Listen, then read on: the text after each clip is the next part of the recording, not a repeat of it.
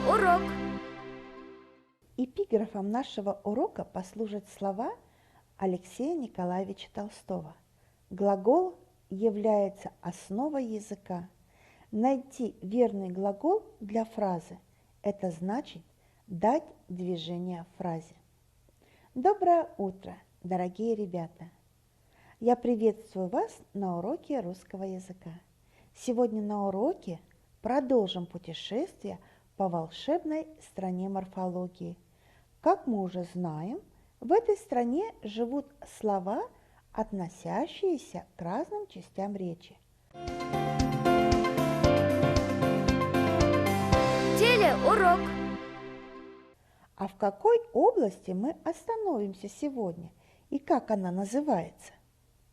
Интересная часть речи в русском языке живет. Кто что делает, расскажет, чертит, пишет или поет, вышивает или пашет, или забивает гол, варит, жарит, моет, чистит, все расскажет нам глагол. В области под названием глагол слова, которые живут в ней, очень разговорчивы. Они любят рассказывать о том, что делают в этой стране, имена существительные. Стоит их только спросить, и глаголы тут как тут. Но надо помнить секреты глагола, точные вопросы, иначе ответа не получишь. Вот какие деловые эти слова-глаголы. А глагол всегда в работе, в напряжении и заботе, пишет, моет, убирает, шьет, рисует и читает.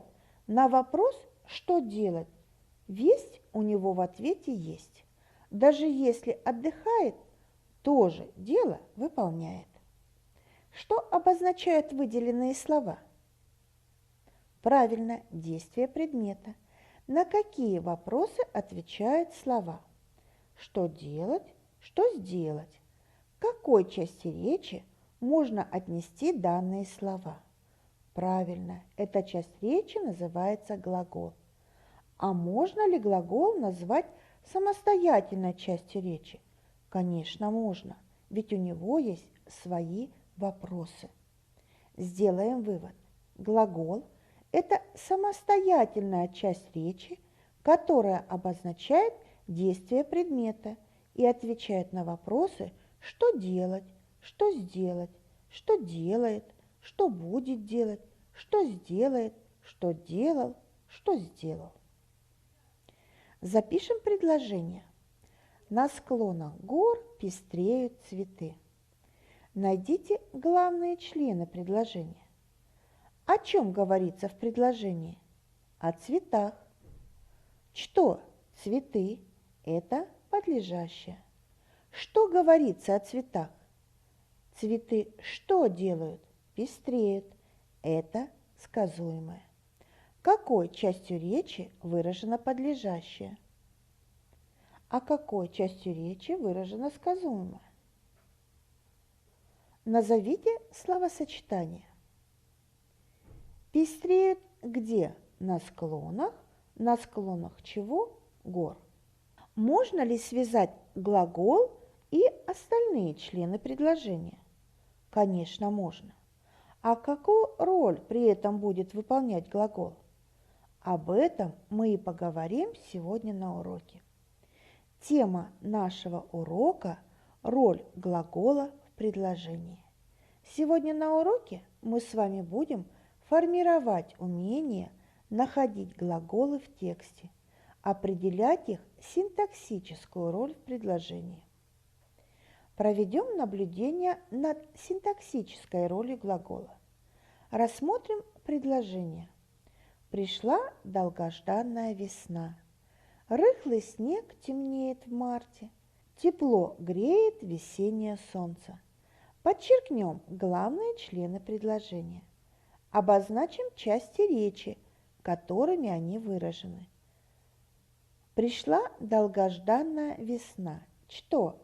Весна, подлежащее, выражено существительным. Что сделала? Пришла, сказуемое, выражено глаголом. Рыхлый снег темнеет в марте. Что? Снег, подлежащее, выражено существительным. Снег что делает? Темнеет. Это сказуемое, выражено глаголом. Тепло греет весеннее солнце. Что? Солнце. Это подлежащее, выражено существительным. Солнце что делает? Греет. Это сказуемое, выражено глаголом. Итак, каким членом предложения является глагол в этих предложениях? Конечно же, сказуемым. Какой вывод мы можем сделать? Глагол в предложении выполняет роль сказуемого.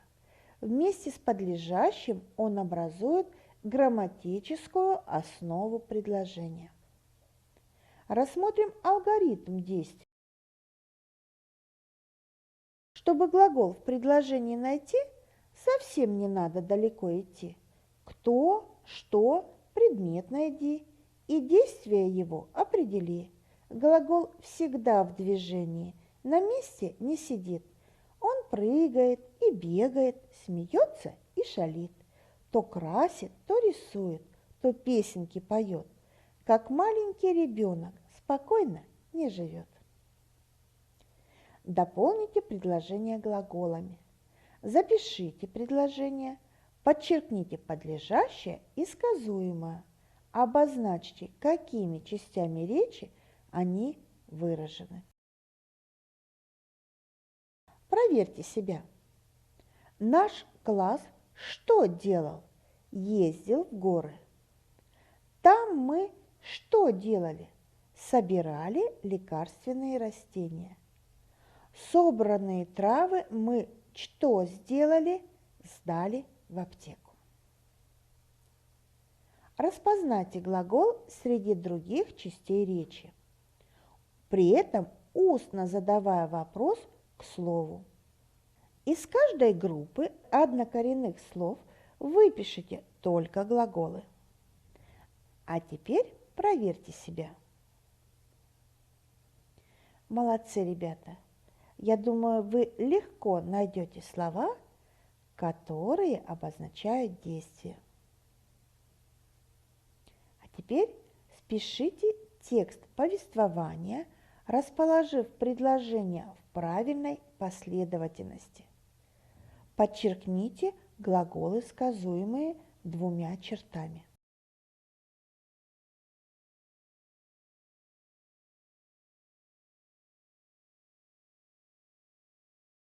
Проверьте себя. По муравейнику прыгал дрозд. Он разгребал лапками муравьиную кучу. Птица вытянула в стороны крылья и посидела минут 10. Муравьи быстро вычесывают все, что скопилось под крыльями, и опрыскивают кислотой. Так дрозд освобождается от насекомых-паразитов. Такие муравьиные ванны принимают многие лесные птицы. А теперь, ребята, вспомните пословицы и вставьте подходящие по смыслу глаголы.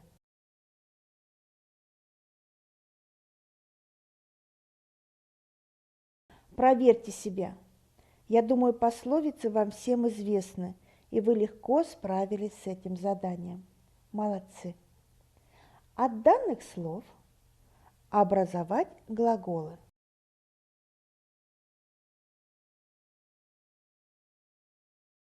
А теперь проверяем, не зеваем. Беседа. Что делать? Беседовать. Зима. Что делать? Зимовать. Завтрак. Что делать? Завтракать. Синий. Что делать? Синеть. Работа. Что делать? Работать. Рассказ. Что делать? Рассказывать. Смех. Что делать? Смеяться. Красный. Что делать? Краснеть. Корм. Что делать? Кормить. Пишите текст, употребляя глаголы в подходящей форме. Проверьте себя. Наступило утро. Вот уже погасла последняя звезда. На вершине ели заиграли лучи солнца. Солнце взошло над лесом. Роса заблестела всеми цветами радуги. Под тяжестью тракторов загудела земля. Наш урок подошел к концу. Вы хорошо поработали на уроке. Сегодня вы узнали о синтаксической роли глагола в предложении. В заключение мне бы хотелось сказать, что мир знаний необъятен, и человек не должен останавливаться на достигнутом. Он должен идти дальше и дальше, совершать открытия, узнавать новое и интересное. Подведем итог урока. Дополните фразу «Я узнал», «научился» и «могу».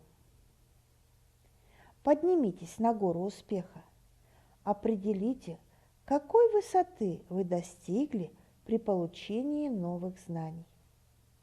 На следующем уроке мы с вами продолжим прогулку по области глагола и еще больше узнаем о глаголе.